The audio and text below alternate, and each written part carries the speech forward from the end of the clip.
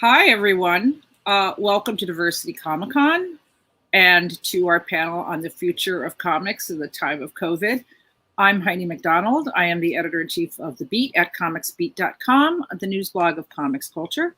And I'm joined by an excellent panel of super smart, connected, wise people who are going to explain everything about how we come out of this or how comics have changed in a pandemic, in a global pandemic. So first we have John Siuntres, who did I say your name right? It's okay, buddy. It's Siuntres, but it's all right. Siuntres. All right. Well, professional moderators ask for these things. Anyway, he's the host of the Word Balloon podcast, one of the best known podcasts about comics. He's covered everything, had everybody on there, and is constantly monitoring what people are saying and thinking. We also have Gina Gagliano, who is she says here she's one of the most influential people in graphic novel publishing today, which I agree. She is the editorial director of Random House Graphic, a line that launched earlier this year. So that's quite challenging. I'm sure we'll talk to her about that. We also have Stanford Carpenter, PhD, who's a cultural anthropologist and a comic scholar. He teaches journalism and other things and is a very, again, knowledgeable observer of what is happening in this scene. And then finally, Andy Schmidt of Comics Experience, which is a learning platform that offers classes in how to make comics and how to publish them in soup to nuts and all our kinds of other things. So welcome, everyone. Thank you for joining us. Thank you. Thank you. Yeah. And I'd also like just to thank Diversity Comic Con and also Michael from Get in Tune, who was helping us with the tech end of this, because we might have been doing Zoom panels for 6, 7, 8 months, but we learn every time. So anyway, well, let's get right to it. I would like to just run through the panel and talk about with what you do and how specifically this time that we're living in, these uncertain times, how having a global pandemic and a lockdown, how has it specifically affected your own business? And we'll start with John. Well, I'm almost slightly embarrassed to say that it has benefited the podcast that I do. I've been doing it for 15 years, and certainly a lot more people have more downtime than normally. And I really saw the pandemic as an opportunity to broaden my show more and do more programs. I normally was doing 2 or 3 interviews a week, and I really upped it to 4 or 5 a week, and just felt that everyone, especially early on when we really were on serious lockdown, that people needed entertainment and a break from the 24-hour news cycle that we all can't help but watch. So I started doing more interviews and also learned how to do video a bit better. And so now it's video first live with fans asking questions when I do my interviews with creators and publishers and the like. And then it's an audio. And yeah, I mean, it's been great. The audience has really responded positively to it and the more coverage. I was afraid I might wear out my welcome, not only with the guests, but also with the viewership. But it's honestly, I'm really glad. And everyone understands that I was trying to come to it from a positive standpoint of let's do more entertainment, like I said, to get away from the stress of everyday life right now. Right. Well, as I said, we're all learning these technologies, and live streaming is as common as walking out the front door now. So Gina, I mean, you and I have talked a little bit before. I had myself muted. So can you hear me now? Yes. Okay. Sorry about that. So anyway, yeah, live streaming is as easy as walking out your front door now. So we're all kind of adapting. Now, Gina, you and I have talked about this before, but you've had some pretty unique challenges because you launched your whole publishing line during the pandemic. So tell us a little bit about that. Yeah, so I'm the publishing director of Random House Graphic, which is a dedicated kids and YA graphic novel publisher at Random House, the biggest publisher in the world. So we launched earlier this year. We've put out 12 titles so far this year. And it definitely, Heidi, as you said, has been a unique challenge that we did not expect or plan for at the beginning of the year. with publishing, we planned very far out. So by the time it was the middle of March, and my whole team, our whole office, our whole company had transitioned to working from home, which is what we're still doing. We had sent all of our books for the whole year to the printer. So we were more or less locked into what we were doing with our publishing schedule. And then we had to kind of figure out all the rest of the infrastructure around that and figure out new systems for everything from, how to communicate with each other and with our authors and, all of our internal processes, to figuring out new plans for how to be talking to everyone else in the world and working with all of the people who are in new circumstances, like booksellers and librarians, where their whole systems are changing too. So this whole year has been a lot of very much, figuring out new systems, new projects, new ways to work on the fly as we go into it. And how to really support our books and authors in the way that they deserve, kind of building and strengthening the industry within the new systems and circumstances that we find ourselves in. Right. Well, we definitely want to talk to you, find out a little bit more about some of the specifics of these adaptations that we're making. So Stanford, how about over there with what you do? Unmute. Can you hear me now? Yeah, in some ways it really stretched out what I was doing.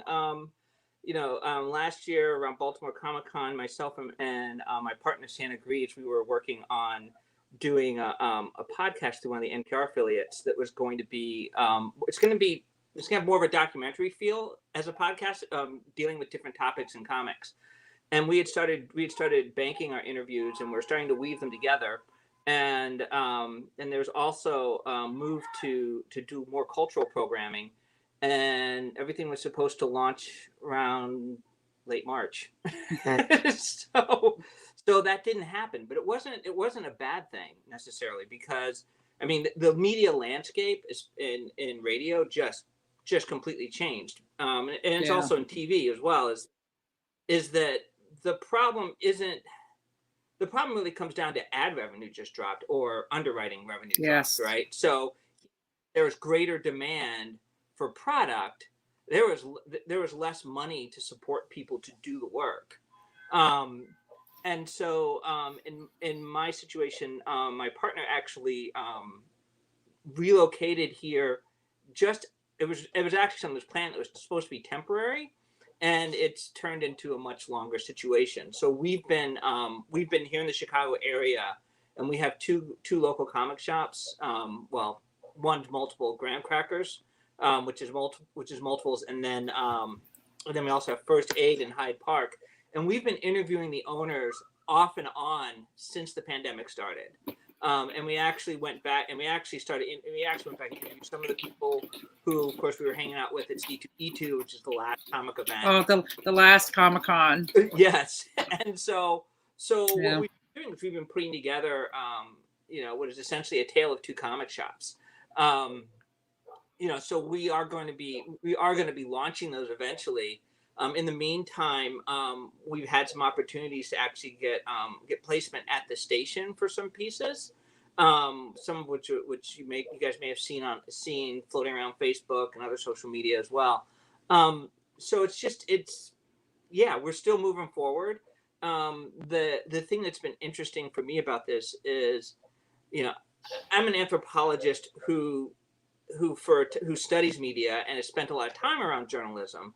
But ultimately, I'm an anthropologist, and what I value is being able to do interviews over a long period of time and to see where it comes out, as opposed to journalism, which I love as well, where you're kind of capturing snapshots, right? Where turnaround time is much faster. So it's been really interesting to me to be able to talk to people and go back, and people have a little bit more time for that type of engagement. Yeah, people do have quite a bit of time. Although it expands to, work expands to fill the time available. Andy, how about over at Comic Experience? Sure. Pretty much everything that everybody just said like rings true on some level. For comics experience, the online school or workshop, all that stuff, because it's online, and I think too, with as many people that are just stuck at home looking for something to do, we have seen an uptick in enrollment. We've seen an uptick of people wanting to submit projects, that kind of thing. So kind of like John, like sort of like, it's nice that business is up in that regard. It's and I'm glad that the interest is still there. I certainly wish the circumstances that led to that were different. But I also run a printing business called ONS Printing, and we print for small publishers and creators. And while Comics Experience ticked up a little bit, that one just tanked. Kind of like Gina was talking about. People had stuff ready to go to print, but a lot of what we print goes into what we call the direct market, which means it goes through Diamond, and Diamond shut down for 3 months. So that just led to all kinds of logistical nightmares and creating new systems that weren't in place before. But we had books that were in transit that all of a sudden, Diamond stopped taking them. So we just kind of had to go, okay, so where are those 12 pallets of books and where are we going to put them until this passes? I mean, there was just, I've had more conversations with different shipping companies than I ever thought humanly possible. So that's been, it's been very weird. That's very much a business side of things. And then Comics Experience is creative. And then I'm also a freelance writer. So at the same time, I've been working on smaller projects and with little publishers. I've also been writing for DC Comics lately. And, obviously they've been going through their own ups and downs, mainly downs, it seems. And so there's just, mass hysteria, cats and dogs living together, but you find a way to, in my case, because I'm involved in multiple aspects, I can kind of, I've had to shift gears quite a lot, but I've been able to shift gears and, keep the businesses afloat. I haven't had to lay anybody off, which to me was really, that was sort of the primary goal was to try and, it's hard because on the one hand, with people that you've come to care about and you're with us, we talk a lot amongst ourselves, amongst all of the companies. And so, you don't want anybody to get laid off. You want to be reassuring, but you also want to be realistic. And so, for other folks that work with a team of people, I'm sure you've experienced similar sorts of things. But so far we've been all right. We've been able to keep things going, but it's definitely a challenge. Yeah, absolutely. Andy, I'd like to know, talk about things that happened during the pandemic.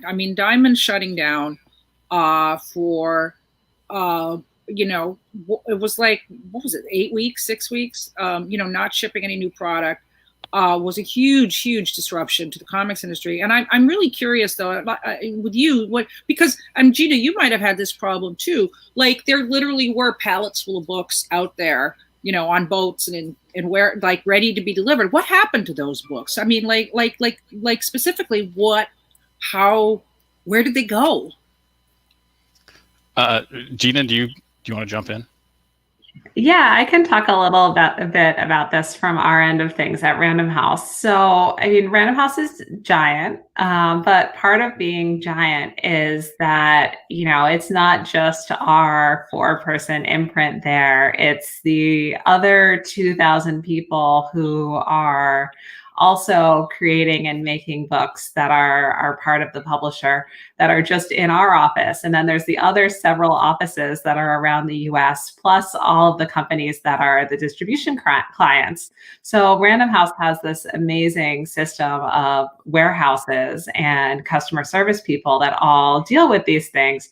But the fact that different distributors have stopped picking up books or have had a pause or picking up books differently has made us actually have to reevaluate our printing, because with that volume of books from all of those different people, there's only so much room in the warehouses. So if books are shipping out differently, we have to look at what we're putting into the warehouses. And so this is especially complicated with our books, which we print mostly in China, mostly overseas. So the calculation of how much are we going to need to print to ship to have room in the warehouse happens sometimes 6 months before the books actually get to the warehouse.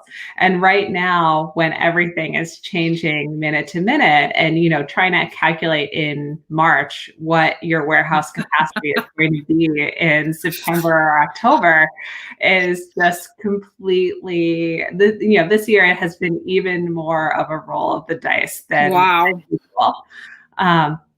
Yeah, so that has just been one of the interesting experiences this year. And you may all also know, because there have been some industry articles, some New York Times articles, that China printing has been totally going pretty seamlessly. Printing in the US, especially black and white printing this year, has been having some hardships just because one of the largest printers went out of business, and the other printers have been kind of juggling that capacity at the same time. We have an election year, so most of the black and white books are earlier so as not to overlap with the beginning of November. So at the same time we're dealing with that bankruptcy, you also have a higher than usual number of books that are coming out in September and October, including books that pushed back from April, May. So that has just created this perfect storm of all of the books with all of the printers were completely running at full capacity, and everyone kind of juggling what people can handle and where the books are going and what fits in the warehouse and all of that. Wow. Yeah. And I'll just add on to that.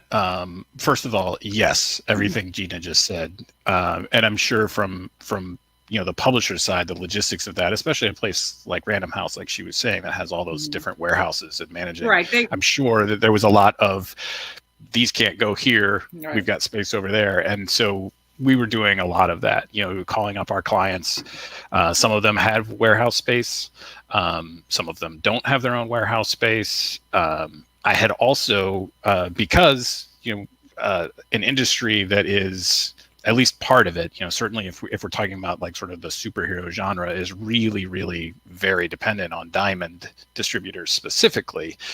I'd also been working with a few partners. We created a company called Corner Box, which is an alternative method of getting your product out. I won't go into that, but the get from that is that we have a giant warehouse in Iowa, so we were able to take a lot of the stuff from that I was printing, and we were able to use some of that warehouse space and make accommodations and figure out how to do it. But what I did see was I saw a lot of people, a lot of companies just kind of take a step back and go, this is so messed up right now.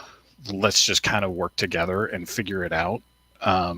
And so, I had a lot of publishers helping other publishers, a lot of printers and warehouses that were offering to like, hey, we can just hang on to something until something gets up and running again. And even though Diamond's been up and running again, they haven't, maybe they're back at, close to full staff now. I don't know for sure, but kind of last I had heard, they were still down a large percentage of folks. And so, that makes communication difficult, and that makes, trying to, get things up and running again. It's like, it's like an old like ironworks or something, right? To get that thing lit and up and flowing again.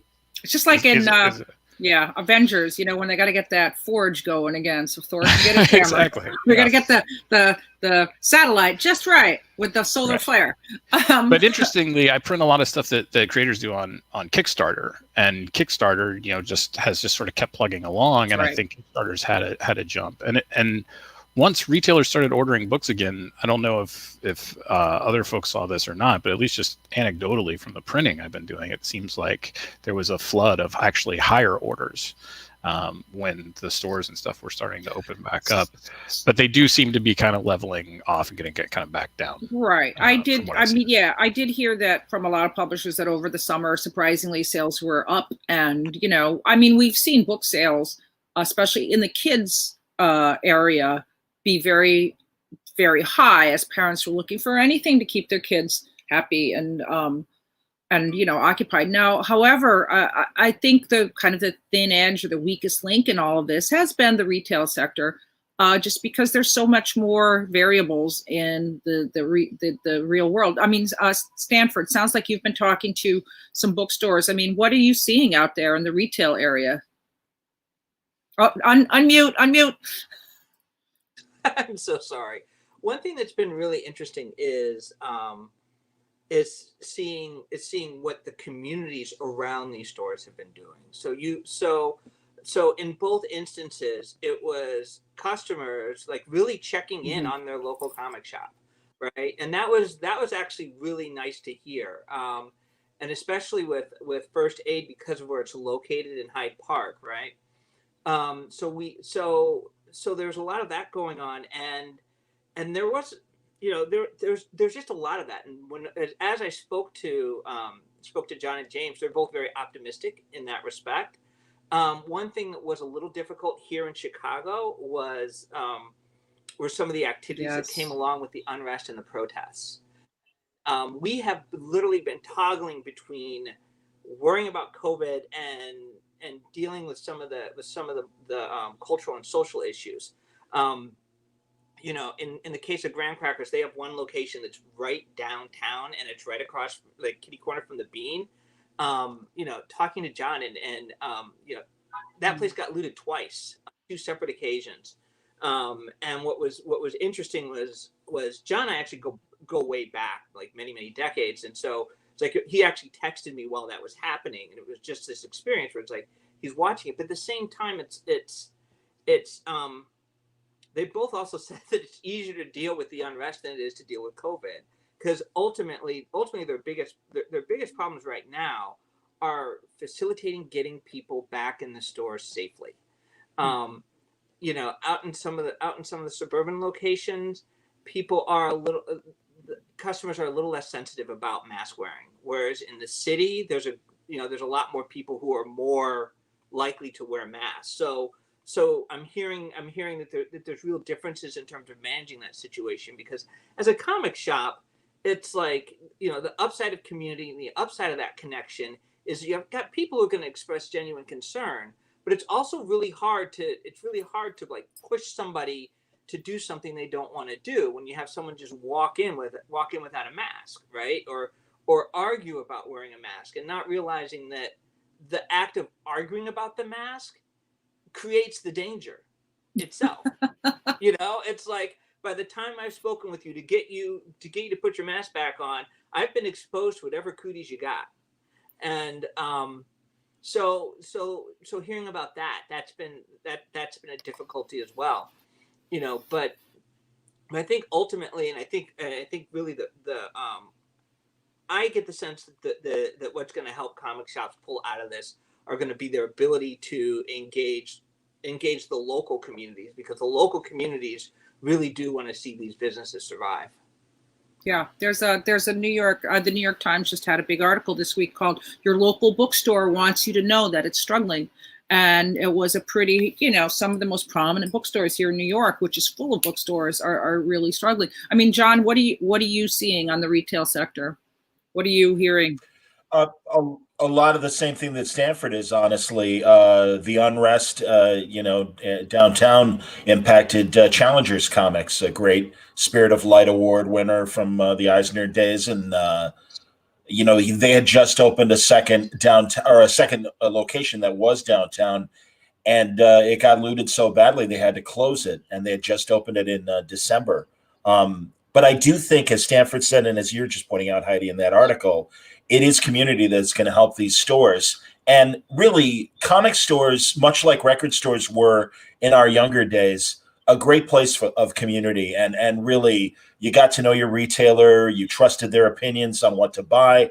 And the great thing is, even pre-COVID, I think a lot of successful stores have engaged in book clubs and doing online events with, if a creator can't come in person, they would set up a Skype call or something to have, an event with a creator far away. And I've seen too, the online auctions that a lot of stores have done, and great response, not only from their local community, but also like doing a Facebook Live auction, and we'll get responses around the world. I mean, I'm tied into Art and Franco, the Tiny Titans creators, who have Oh Yeah Comics, and Christy Blanche also part of that group, and they've got stores in suburban New York, and they've got them in suburban Chicago and Muncie, Indiana. And yeah, that's kind of how they've survived is reaching out to their community and just saying, hey, we're here. What can we do? Curbside service seemed to be working, to keep them afloat. I mean, it's certainly not what it was. It won't be until really things normalize, with a vaccine and rapid testing and things like that. But in the meantime, they're doing what they need to survive, and those are the kinds of stores that will get through. I think a lot of stores have learned a lot of that. I mean, new ways. I mean, the one I had in my question list here, what's positive about this? I mean, nothing is positive about a global pandemic that's killed millions and millions of people, but people are very adaptable. And like online auctions, I've talked to many retailers. I'll be honest, I kind of laughed the first time I saw one of my retailer friends come out and stand there holding the books.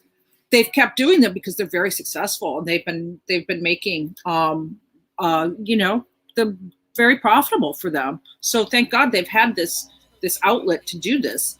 So I is there any, like, what can we do to shore up though the retail segment? Because I do feel like this is, like I said, it's kind of like the weakest link. It's the one that's struggling the most. And, Gina, you mentioned 6 months ago in March, you couldn't have in your wildest dreams, the fevered imaginations of Alan Moore and Grant Morrison and Warren Ellis combined couldn't have imagined what we've seen. So yeah, I mean, what are you seeing with bookstores? I mean, it's been really interesting to be keeping an eye on sales during this time, because definitely what we're seeing is that one of the things that's happening is that things are complicated. Like, families are spending more time together. People are spending more time like in the home needing entertainment. And one of the results of that is that they're turning to books. And that, there's an industry numbers aggregator called BookScan, which gives us weekly reports about how book sales are doing. Really what we're seeing from them is that people are turning more to books than they have before. And generally this is a thing that we see where when there's a time of crisis, people turn to books to find answers, to find entertainment, to find comfort, to find kind of connections either to authors or to other people. So that is great. But I also just, I look at the situation that we're in, and I just have a lot of questions about how we take that interest and engagement in books and turn it into the sort of discoverability that a physical store can offer. Because when you are, living through the year that we're living in, when we're dealing with racism and protest, it totally makes sense for people to say, Congressman John Lewis's March, I'm going to read that book. But how do they find the next 20 books that they should be reading when they can't necessarily go into a store, or they don't feel comfortable going into a store because they live in a suburban area and people aren't all wearing masks, or when they have a family member at home who is immunocompromised and they don't want to go out and, possibly endanger them. How do they get that experience of, during a time where there's not a global pandemic, Challengers Comics would put together an end cap display of all of the books that you should look at. So when you recognize March there, you say, oh yeah, I should also be checking out these books by Jerry Craft. So that challenge of getting people to take the next step is one that I do think that people are looking at solving by community. They're looking at, podcast and media engagement and radio engagement and all of this sort of thing. But there's definitely a piece of that puzzle that I don't think can be that the piece of the puzzle that I don't think can be replaced in the virtual space. It's just not the same as that physical interaction, and also just like the browsability of the bookstore interaction. Yeah. So, clearly this isn't going to last forever. So that's a bright spot. And people are doing more social media, all exploring all these different ways to replace that. And I'm really curious to see all the different things that publishers and authors and stores do to make sure that they're making the same connections that people would have when they could go out into the world more easily. I never thought that of all the things we miss, like just being able to look at a table full of books and see books sitting next to each other would be something that we'd miss, because Gina, you and I talked about this in a previous conversation we had, but you can be on Zoom, or I can read the email about a new book. But if I was at a show or book fair and you were showing me the book with your excitement and everything, I remember it. It's just so much more vivid and so much more, and that goes for everybody. It's such a big thing because everyone hears about those books that are on the very tip of the iceberg, right? Like, so you hear about March. You hear about, the new Dave Pilkey graphic novel, which is the best-selling graphic novel of the year in BookScan. But there's so many books that are on the underwater end of the iceberg. And so, those books and those authors deserve our support. And those books are the books that, one day those books and authors are going to be those big sellers too. So how do we, support them and get that awareness out of them so that they can also have sustainable careers, and, their ideas and their work in their books can be appreciated by the audience that they really deserve. Yeah. So we have some great questions from the audience. So one of them notes that, aside from bookstores, a lot more people are reading comics on mobile and on digital online. So, what do you think? What do you think that means for comics? What do you think that means for the industry? Andy, you see a lot of different folks talking about that. Yeah, I know a lot of different folks that are working on almost exclusively on digital comics now. I mean, a lot of the creators that come through Comics Experience and a lot of the frankly the professionals that have been around for quite a long time, have moved to more online stuff like webtoons and Comixology, and there are various different avenues for digital content. But one of the things that I think has, as bad as the pandemic has been kind of for the industry, one of the things that I think has helped keep it afloat is the fact that the industry itself has been diversifying the types of content, both in terms of genre, in terms of the creators behind those comics, and also in terms of sort of age range. I mean, the fact that Gina's whole line is geared towards an age range that has been underserved, at least in North America, for decades, is fascinating. And I'm pretty sure that, going from school, and I've been doing a lot of online talks, like with different schools, and locally, I live in Kentucky, so sort of locally in the Kentucky area, but also kind of across the US and Canada.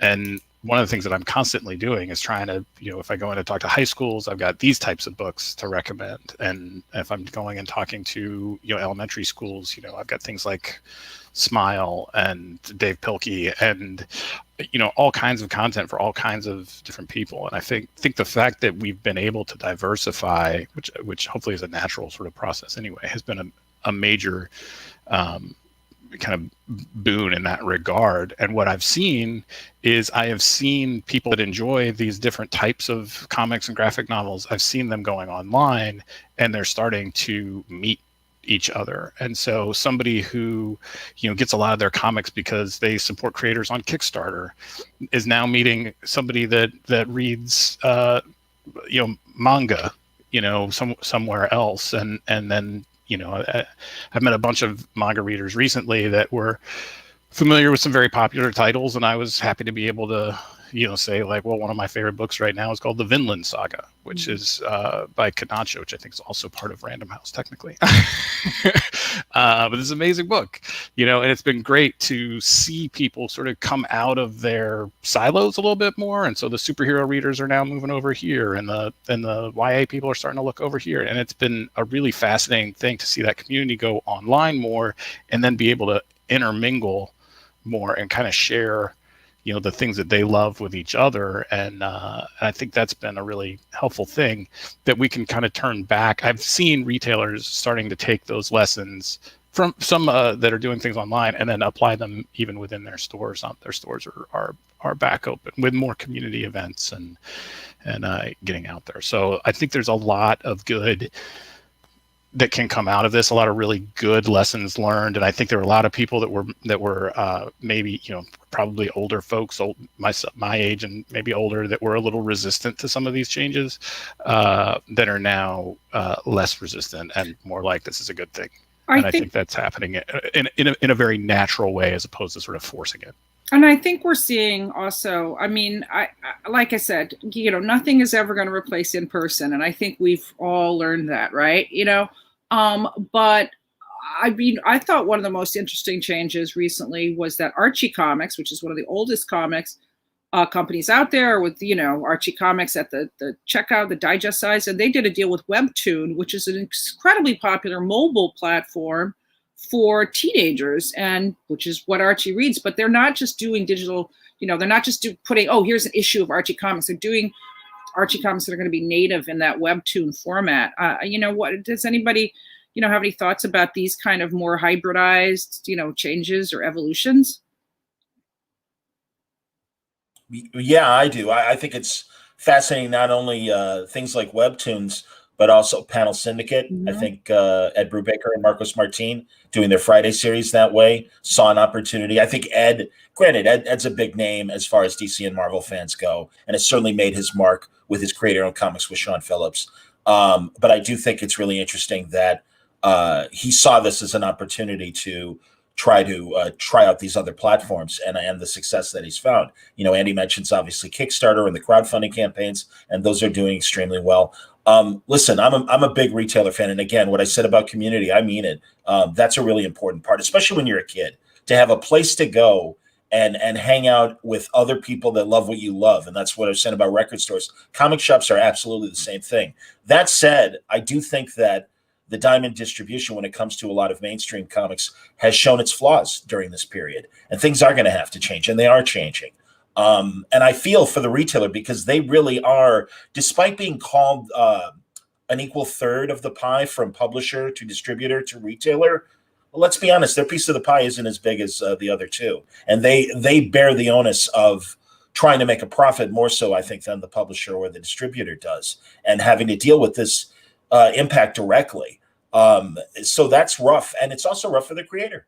Because then again, when it comes to the normal distribution situation, it's really the retailer that's the customer. The consumer is great, but if the retailer doesn't buy the book from the distributor or the publisher, it doesn't get to the consumer. So a lot of these creators are having to find ways of getting around that issue.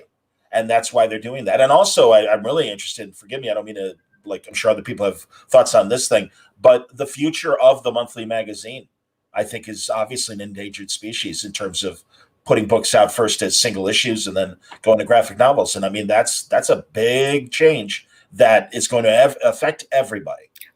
So, all right, I've asked this on many panels over the last 20 years. So I'll ask this panel, is the pamphlet doomed? I kind of think it is as a physical thing. I think a digital it can survive. And I think we're seeing a lot of the companies go to that. I kind of think so. And that's insane. But you don't think, tell that to horse and buggy people, how insane it would be when the automobile showed up. It is. That's my thought. I don't think the pamphlet's going to completely disappear, though. I think that what's interesting is that there are always going to be collectors. And I think that what we're going to see is a reimagining of the pamphlet. I think that we're going to see some products that are going to slide in the middle. So you're going to see, I anticipate a resurgence of the 80 and 100 page giants, right? Where it's not quite a pamphlet, not quite a graphic novel, I see, and I'm looking at I'm also looking at some of the alliances that I'm seeing that they're being created in part, that some were started before COVID, but are really coming forth during COVID. So I said earlier that you're going to see that I think that the future of the comic shop is for it to be a much more local phenomena. And I think that that's one of the weaknesses of comics, is that it's essentially a national product trying to operate on a local level. And it's ignoring local production. So I think that you're going to see comic shops are going to have a larger proportion of local independent comics at their shops, because when you're functioning when you're like a group of artists, if you're a group of 5 or 6 people who are working together on a comic, you don't have to make as much money as a company that has 100 employees, right? So all of a sudden, some of these things that happen at the local level become much more possible. I'm also here in Chicago. I'm seeing, I'm seeing some really interesting alliances. So I'm in conversation with people at, most unfortunate name, the Oriental Institute over at University of Chicago, and the Chicago History Museum. All have people who are really interested in doing stuff that's comic related and working with comic shops. Right, that's an interesting space, because you're talking about bringing people to the comic shops that normally don't come to the comic shops, and also bringing people to the museum. Uh-oh, you froze up, Stanford. I wanted to build on what Stanford. Oh, there we go. He's back. Yeah. And so it's these reformulations of audience. And then another thing to think about is, especially given what we're involved in now, is what this means, and all of this online activity means, not for the big cons, but for the small cons that are more focused.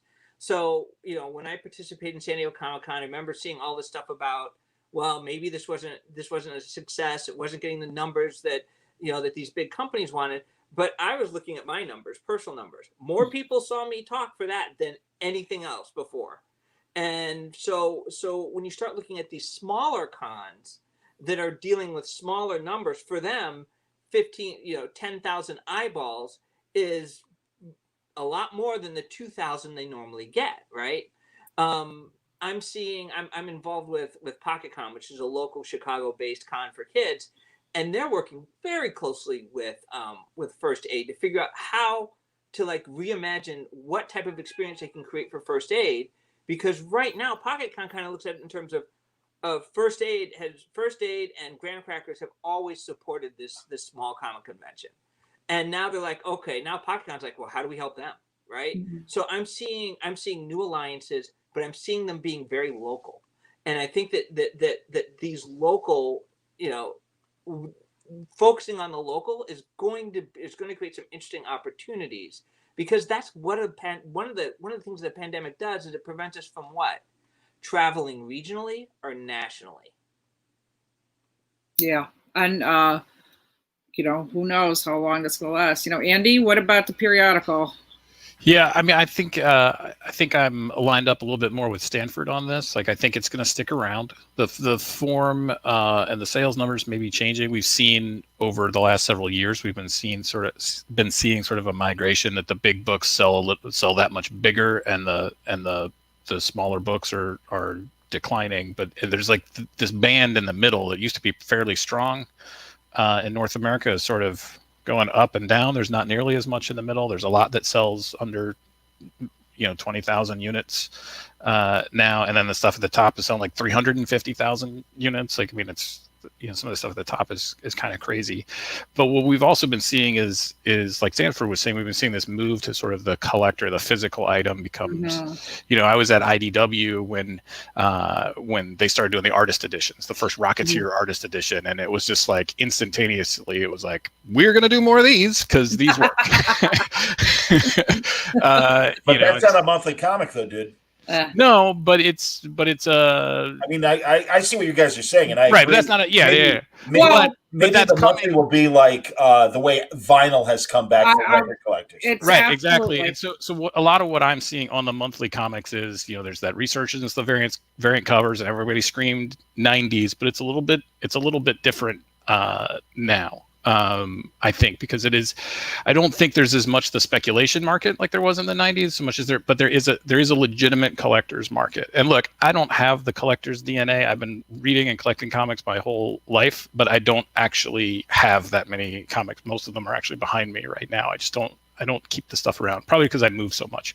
But I do think that collector's market is there, and I think that's an audience worth pursuing, at least for publishers that scale works for, and certainly for independent creators. So I think we'll be around. Is that feasible, though? I mean, I'm forgiving guys, but as the print experts, is that feasible beyond the big two? Being able to do a specialty magazine to produce something and get a return for throwing it out there? I don't know. Yeah, from what I see, it is feasible, because when you sort of upgrade your comic, let's say you're putting on a special, lenticular covers. Those were my favorite in the 90s. You can charge significantly more per unit, and then you've got the creators are going to autograph them. There's a lot of ways to add values for enough people to make it worse. So you may be paying significantly more per unit, but your profit margin per unit can still go up, because people are willing to pay for that specialness. They're willing to pay for perhaps that connection to the creator themselves, all that kind of stuff. And I think there is value to that. Again, that's not really my personal DNA, but I certainly don't scoff at it. And I think it is viable, especially for smaller publishers who may be doing smaller print runs on their monthly comics, and then to have some special editions that they can charge a little bit more for makes that whole print run. Yeah, I mean, we're absolutely seeing a resurgence in collectibles. I mean, that's part of why these online auctions work, really. But I do think the comics periodical format has a lot of nostalgia value for people a lot of ages. But Gina, today's kids have not ever seen a comics periodical. So what do you think? It's a really complicated conversation on my end of things. Like Random House Graphic, we only do graphic novels. That's our market. And there's a few different things that are in play here, because as a publisher, we distribute to bookstores, to schools, to libraries, and to specialty stores and box stores, and also to comic stores. And the only store that's really prepared with the kind of physical shelving that you need to have pamphlet comics, and the kind of selling system that you need to have a $3.99 price point article that is a major part of your inventory, is the comic store in that. So as a book focused publisher, it would be hard for us to turn to this specific format without a major shifting of all the rest of the market. The other thing that's really complicated is that, so we do 3 age categories of books. We do kind of from age 4 up through college, and those books are different sizes. They're different page counts. So we have our younger age, which is the 4 to 8. This one's by Mika Song. It's called Don't Feed the Squirrels. Mika spoke at Diversity Comic-Con earlier today. But this book it's pretty thin for us, but it's about 100 pages.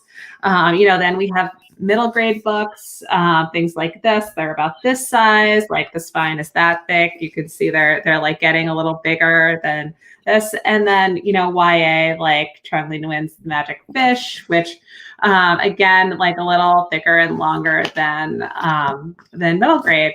So these books, the price on them, these two are $12 and this one is $16.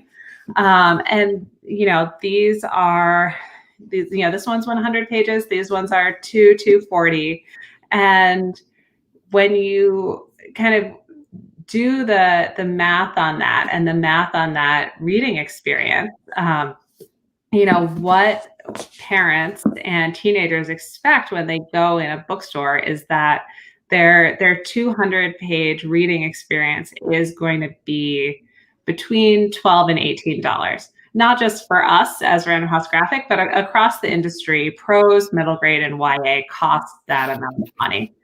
And, we already have this challenge with graphic novels that those books take a shorter amount of time to read than prose.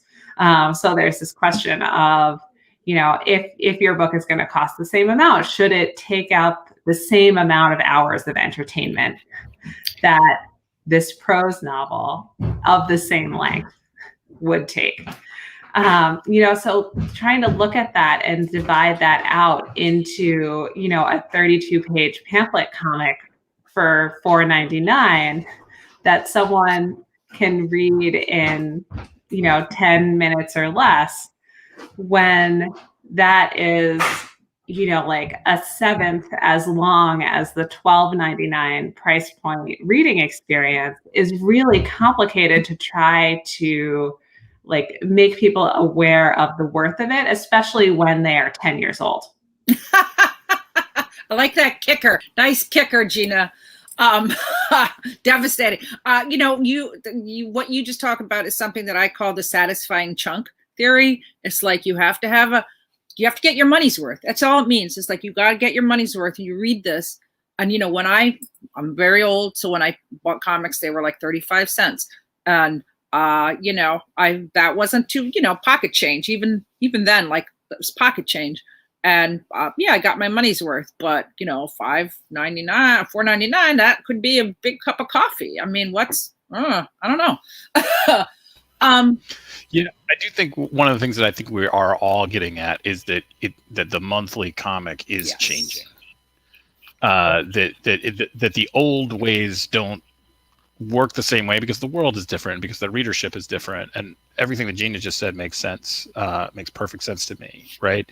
But again, going back to that collectability idea, even if you're just producing graphic novels, if you've got a hit graphic novel or something like that, you might wait 2-3 years and put out, a new hardcover edition. Like I can't tell you how many copies of Lord of the Rings I have. They're all different. They're different sizes. They're different, whatever, right? Me too. Like we will milk these things.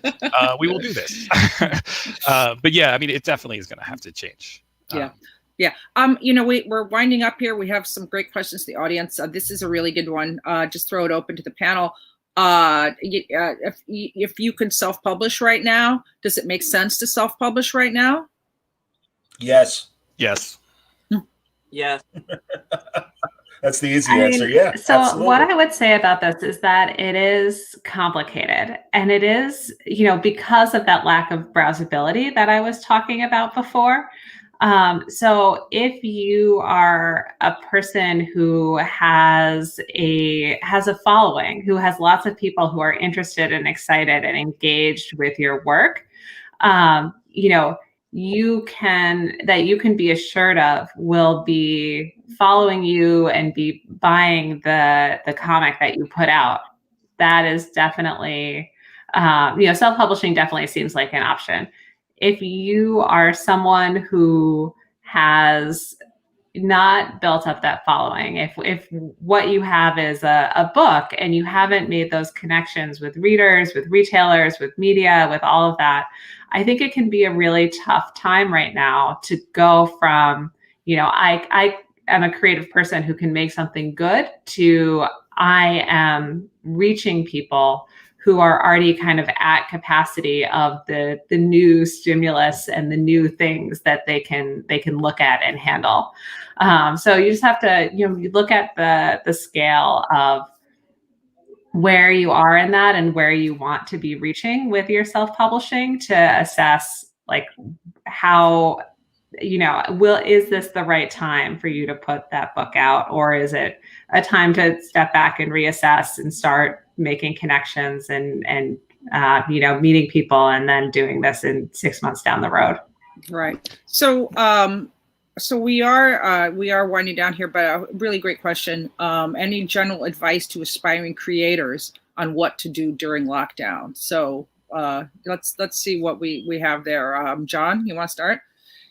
Yeah, create. Don't let this period of uncertainty stop your creativity. Even if you're don't know where to start, just start drawing, just start writing, and throw two characters in a room and literally start with hello, what do you want?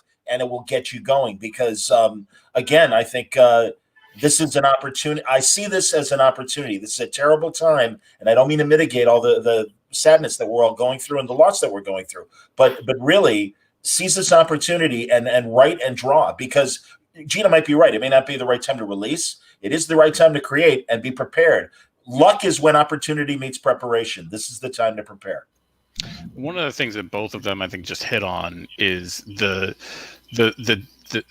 your independent creator. Like if you're a new creator and you're thinking about self-publishing, is that there is the creation of the comic, and then there is also the marketing, the audience building, and the selling of the comic, and those are not mutually exclusive. I run into a lot of people that come in through our program or that I just meet at shows that and they're focused on the craft, which is great. Like that, you need to be focused on the craft, but if you want to build an audience and if you want to kind of move that career along, you have to be focusing also on building that audience and the marketing aspects that go along with it. So one of the reasons why I said yes so quickly about self-publishing is because one of the best ways to build an audience is through self-publishing and getting your work out there and getting it seen. At some point, that's got to happen in order to build the audience so that you can become, hopefully one day, one of those big creators. Yeah. Stanford, advice? This is going to sound kind of off the beaten track, but really focus on developing habits that are going to help you maintain your physical and emotional health. I think that sometimes we get so 100%. Caught up in what to do at the time that you don't want to come out the time a wreck, and you want to be able to produce good work. And part of producing good work are attending to those things, and also figure out how you can also point yourself outward as opposed to inward. So like take in what's going on outside, because that's one of the challenges we're facing, right? We can't interact with people the way we normally do, but as creators, I don't think it's a good idea to get too caught up in your shell. Yeah, very true. So, no, that was what I was going to say too, Stanford. It's not off the beaten path at all. Take care of yourself first. That's the first thing that you want to do. You need to make sure that you're happy, you're healthy, you're maintaining your relationships with your friends and family. Like right now, it's a tough time for a lot of people to be creative. It's a tough time for a lot of people to be organized. It's a tough time for a lot of people to kind of, put their nose to the grindstone and just get things done in a way that they could in a more normal year. And, everyone who's working creatively just has to be really thoughtful and conscious about that and how much they're putting into their creative work, and balancing that with self-care. Also the other thing that I would say that people should do is vote, because when we have a better political system that takes better care of us, that all gets easier. All that self-care gets easier. Yeah, 100%. And healthier and all of that. So one last question, and then we're gonna go out. But just to I think a lot of people are beginning to realize that we're never going to go back to the way we were. This is a paradigm shift in everything around the world. There's before and after. But that doesn't necessarily mean bad things. So just start, Gina, what positive changes do you see for the comics industry coming out of this? I think that one of the interesting things is that anytime we have a radical shift in how our lives and jobs work, it helps us to learn all sorts of new things. So I know that I myself have, I've been working from home since March, which is an experience I've never had before. It's led me to, create different systems of communication, to be thinking about relationships differently, to be thinking about, kind of how systems and infrastructure and all of this stuff works. And so that's just been really interesting and, mind expanding for me. And that's something that clearly will persist the rest of my career. I'll always know the stuff about, new ways to be thinking about communicating and building relationships, and to be thinking about process and all of that. So, that has been, it's been kind of a tough, a tough transition, because it's like all of these new things all at once while we're all still trying to get everything done. But it has been really useful in trying to figure out, ways to work differently and better, and giving me a new perspective on that. And it's also just, making me think about the relationships that I have with the rest of the people in the industry, and the relationships that I am building or should work to be building with the rest of the industry, and how to, keep those as strong as they should be, and to really be thoughtful about them, because I'm so isolated in my virtual office space in a way that I'm not living in New York City. So it puts a whole new perspective on kind of how I can connect to people, and making me connect with different people and differently, which has been a really interesting and exciting project throughout the year. No, that's true. Andy, what do you see, positive changes for the industry for you? I think just really kind of the 50,000 foot view, I think there is, what I have seen by and large, is a renewed, I think, understanding of how interdependent we all are, as an industry, but also as sort of moral support. Like, I'm a member of several online groups that are professionals only, and a lot of the things that we're doing is we're talking about, like, hey, does anybody have how do you get Spider-Man out of this trap? Like, sure, there's stuff like that, but really, mainly what we're talking about is our lives, and we're talking about how we can support each other. But I'm even seeing that, like John was saying about, sort of those three, I think you call them pillars or whatever, of the industry, that there is, I think, a more visceral understanding of retailers and publishers and printers and distributors all having to be on the same team. Yes, all trying to make a profit, but it's kind of an all for one sort of thing. And I really, really hope that persists once we're coming out of this. Stanford. Oh, unmute. Sorry. This is going to sound strange, but I think that long term we're looking at a bigger, more stable pie, and I actually agree. I say that because we're at all levels, not just in comics. We are dealing with a broken supply chain, and what's gonna happen is that the emphasis up to now has been getting a whole bunch of stuff fast from one place to another, but not necessarily which creates these efficient supply chains that aren't robust. And I have this feeling that we're going to have much more robust supply chains. People are going to be thinking much more in terms of redundancy. And when you start thinking in those terms, you start having people thinking in terms of, like, in this conversation, we've talked about publishing virtually and trying to get more people online. We talked about graphic novels. We talked about pamphlets. I think that what's going to happen is all of those areas are going to expand a little, and overall you're going to have a bigger pie.